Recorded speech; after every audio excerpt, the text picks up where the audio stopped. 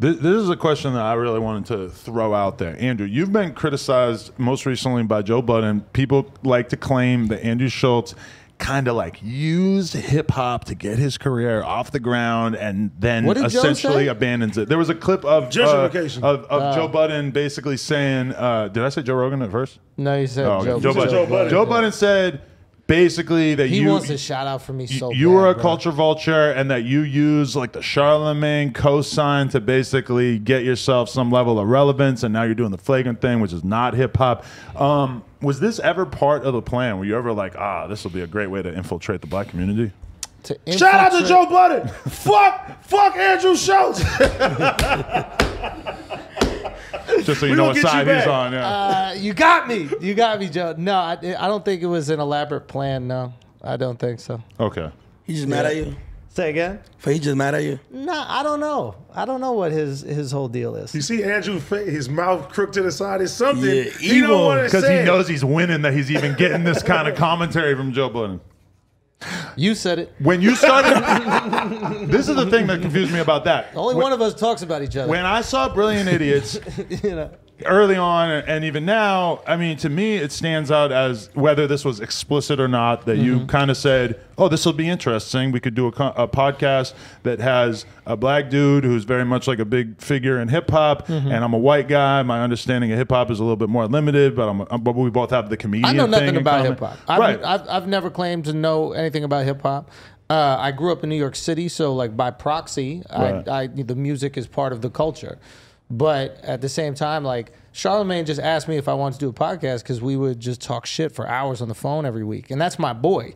We didn't really go in it like this will be interesting. That there's like when you grow up in a multicultural place, like race doesn't play as much like in your decision to do a thing. Do you know what I mean? Like, like when I'm just going to play pickup with my boys, I'm not going, all right, well, we got an Asian guy and a black guy and an Indian guy, and that will make our team. Diversity check. Yeah, like it's just like, yo, this is who's here.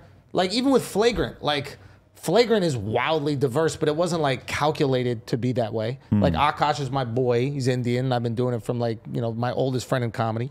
Alex was doing all the production and everything for stand-up for me. Mark's white. You know what I mean?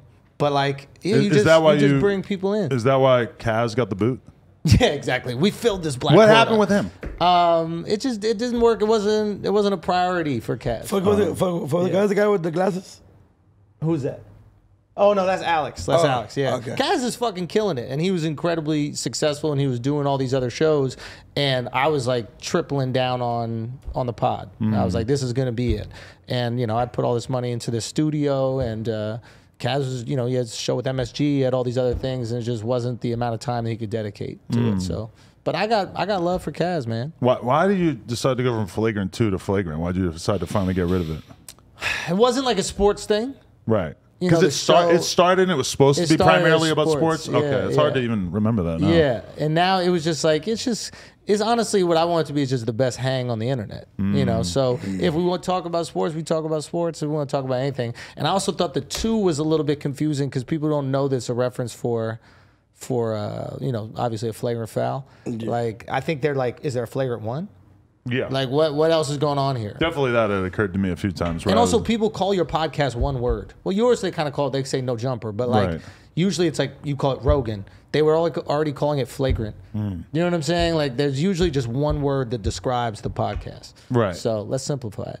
I like it. Yeah. But go ahead. You go. Fuck, how awkward was that situation when y'all had Fresh and Fit on there? I didn't want to put the pod out. Oh, you didn't want to put it out? I told him, I was like, I don't want to put it out. You guys are gonna look bad. My beef isn't with podcasters. My beef is with like, institutions. Like I like talking shit about politicians. I like talking shit about like institutions. I like talking about big grandiose things that like the only way that you can combat it is with ideology.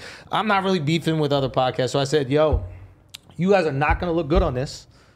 I don't think we should put it out. Yeah, and they were like, put it out. At least you gave him the option, though. I don't feel like they came off that different on your episode than they do on their show every night. Maybe, right? And maybe that's why. No, but it's a different crowd, though. Yeah. No, yeah, and it's only different when somebody's kind of making you feel a little Like when he's making you stutter your words, I was like, oh shit. When he was pointing out facts, I was like, damn, they kind of look a little dumb right now. That's the thing. Is like maybe they hadn't, experienced the same type of pushback. And Yeah, yeah. You also going on a podcast with like dudes that are married. Yeah. You know what I mean? So like we're all married. Like everybody on the podcast everybody's either married or got a girl. Like so it's like we are a lot of times the opposite ideologically than those guys are. So we can speak about it from like a pretty good perspective. We're like, no, you can have a good relationship where your girl's not trying to like take advantage of you. Right. And I just didn't.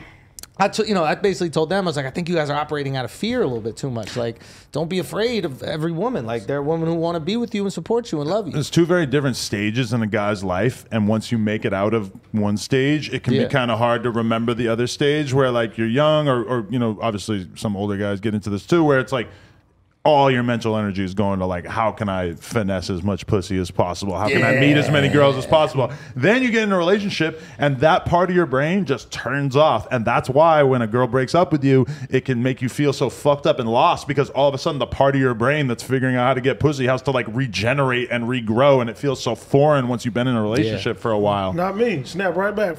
Yeah, well, you never stop cheating. Damn. Jesus Christ. Hey. Hope you enjoyed this video. If you did, subscribe. We just hit 200K. We're trying to get to 300K. Turn us up. Appreciate y'all. Let's go.